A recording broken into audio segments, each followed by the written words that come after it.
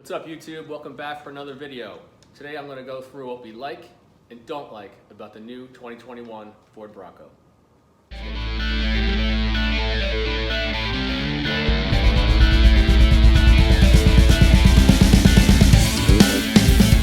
Just hit 4,500 miles. I wanted to do this at 3,000 miles, but I just ran out of time.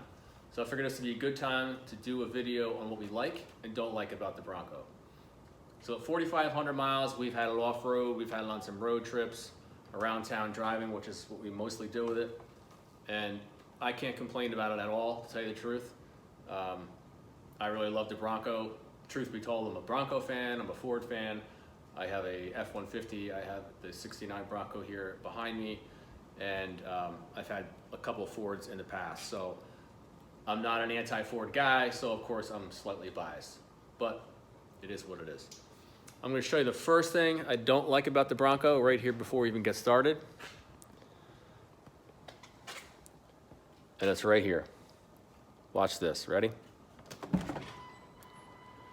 When you open the door, the window drops about quarter of an inch maybe, which is great for your window to avoid the top and the weather stripping. The problem is it doesn't come down fast enough. So if you open the door too fast, the window catches on your weather stripping here along the top and makes the window shake. A lot of companies do this already, BMW, Mercedes, I'm sure Ford has other vehicles that do it. In my opinion, as soon as you touch this handle and start to move it, the window should drop slightly. Instead, it opens after the door cracks. So at that point, you're already pulling on the door and the window catches because it's not coming down fast enough. Unless you're gonna open the door very slow, give it that little second to come down and open it, but who's gonna do that? So I'm gonna take you on a ride along and I'm gonna go through all the other things as we're driving. Hang in. All right guys, so here we are in the Bronco. I'm gonna do a little ride along while I talk about some of my likes and dislikes. And to be honest with you, I'm a total Bronco fan, Ford fan. So I really can't say anything bad about this. I love every aspect of this Bronco. I think they did a great job. I think they matched the classic styling. If you watch some of my other videos, my 1969 Bronco, they matched the classic styling of that old Bronco with a modern twist. So I can't complain the slightest. I've had a couple people stop me and said that they missed the mark. They think that it looks like a Land Rover. Whatever, that's your opinion. I love it. I'd buy again in a minute. In fact, I already looked into buying another one. So I'll start with the bad. What is bad? And I'm being very picky here just to add stuff to the bad list, quote unquote. I still have the Gen 1 top. We got our Bronco in July of 2021. It's now January 7th, 2021. And I still have Gen 1 top.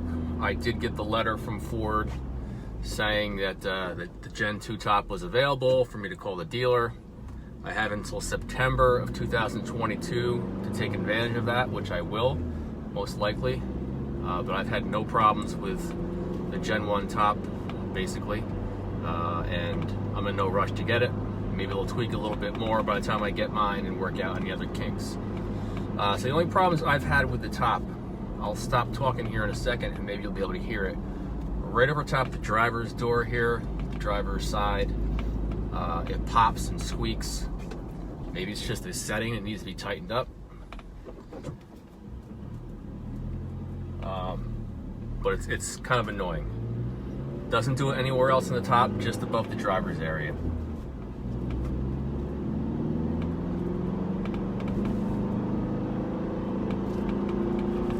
I'm not sure if you can hear that. It just might be a set screw we could tighten up to get the top to pull down tighter and would stop it. I don't know. My plan was when I went in for the new top, I was going to make sure that they addressed that issue.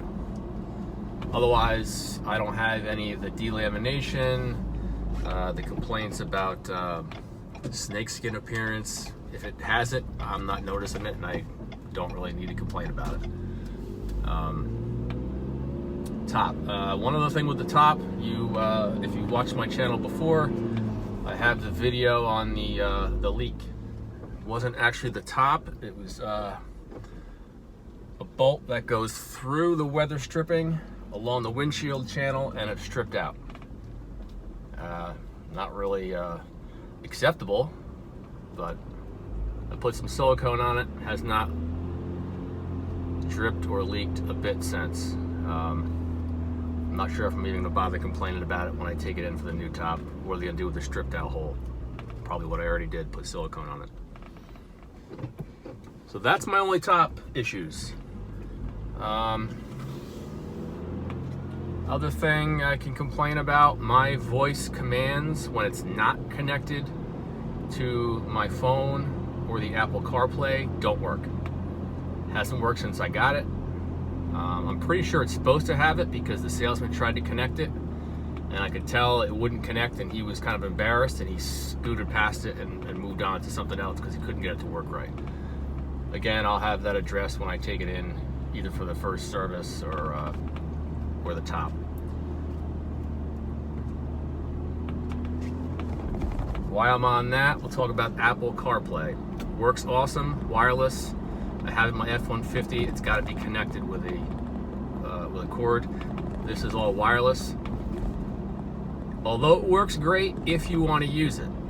If you don't want to use it, it's kind of a pain in the ass to disconnect it. You got to go in the settings of the screen and turn it off, not the phone, and it still connects sometimes, and it just drives you nuts trying to get it to disconnect. So I've seen some complaints online, the forums and what have you, about the noise. I don't know what people are expecting. You know, it's a light top, so you can take it off. It can't be a super insulated solid steel top, so it's a little loud. I mean, it's no worse than a Jeep, but on the highway at 50, 55, 60 miles an hour, it's got wind noise. It's not loud. You can still have a conversation in here, but it's just like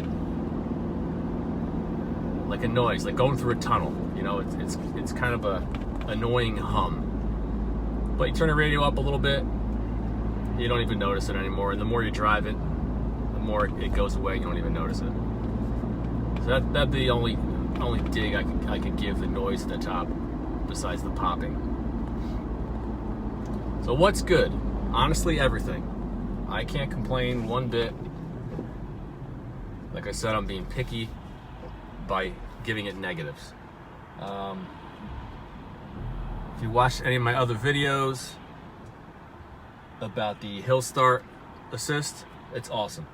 When I first started playing around with it, I thought it was the release of the clutch that turned it off. It's actually timed. When you push in the clutch, if you leave the clutch in, take your foot off the brake, it holds it for about 3 or 4 seconds, and then it lets it go. I thought it was as you let the clutch up, it turned it off. But the more I play with it, it's actually a timed release, which is fine. I barely ever use it, but it is a nice feature to have. I know my wife just feels a little bit more comfortable, especially when we first got it, about letting the clutch out, knowing it's going to hold itself, so you don't have to ride the clutch to death if you're not so great with finding that sweet spot. Ew, Bronco Sport.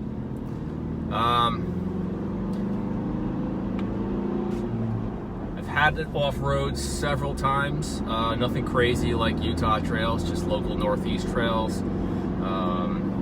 Little wooded area, water, some rocks, hills. Can't complain one bit. It did awesome. No damage, thank God, knock on wood. Another feature that I love is the gear indicator on the gauge cluster on the dash.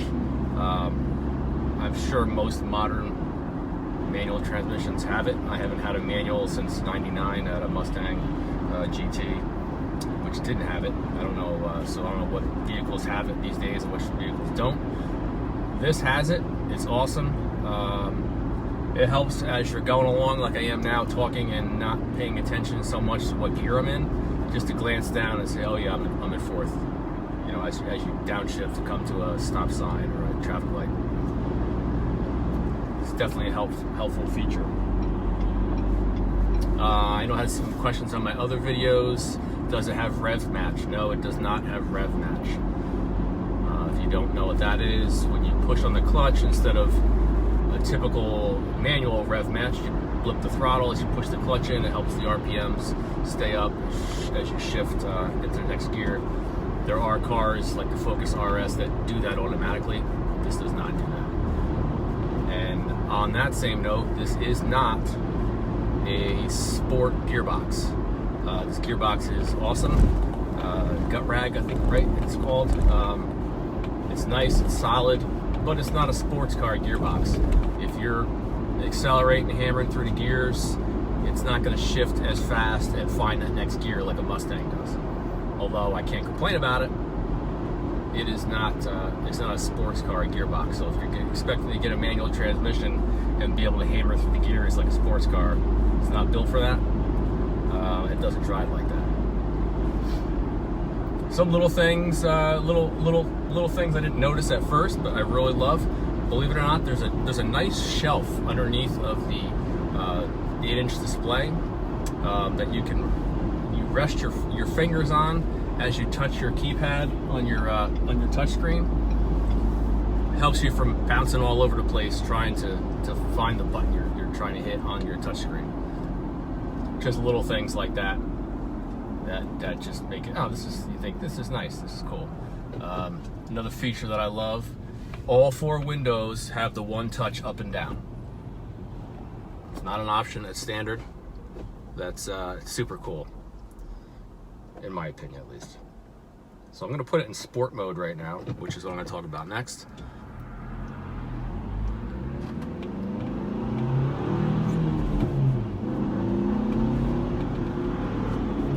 Sure, it's cool with the off-road modes, rock crawl mode, slippery.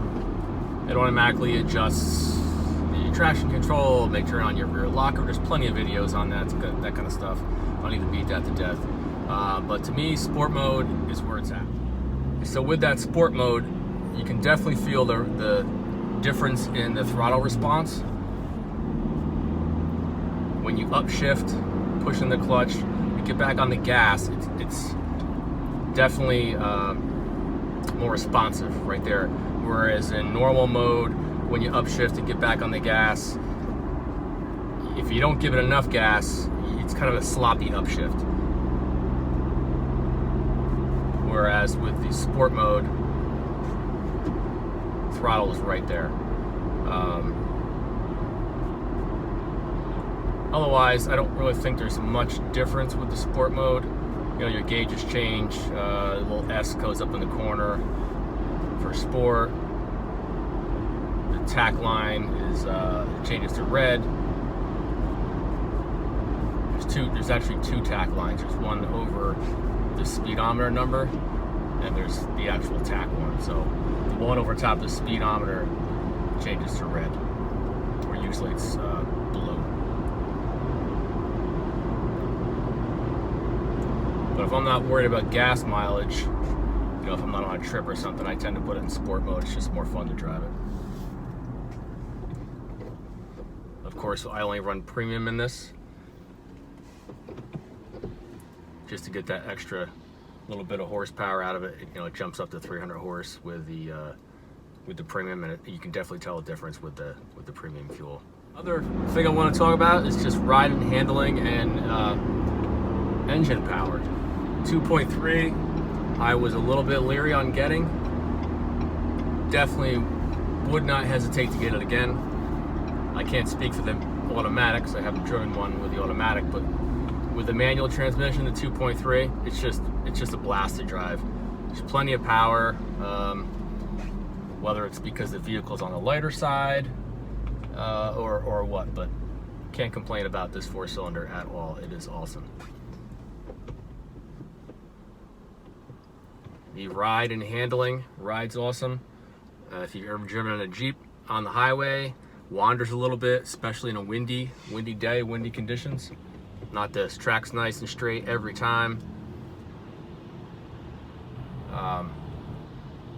Oh, something just happened here. Remind me of this. When you're in sport mode, another thing I like about sport mode, you don't have to turn off the auto start stop. You know, if that's something you're into, turning that off. I tend to leave it on. But in sport mode, it turns itself off automatically. So you get the added benefit of the throttle response, and you don't have to mess around with the start stop. It automatically turns it off. All right, guys, so that's it for today. Please like and subscribe. If you have any questions, any comments, keep them nice, please. Post them in the comments below. I try to answer every comment left in my videos. So if there's anything you have a question about, you haven't seen covered, you know, you're contemplating getting a Bronco, and you go, hey, what about this? Does it do this or does it do that? If I know the answer, I will definitely tell you. And if I don't know, I'll take my Bronco out and give a try to what you're asking, and I'll let you know. All right, see you next time. Peace out.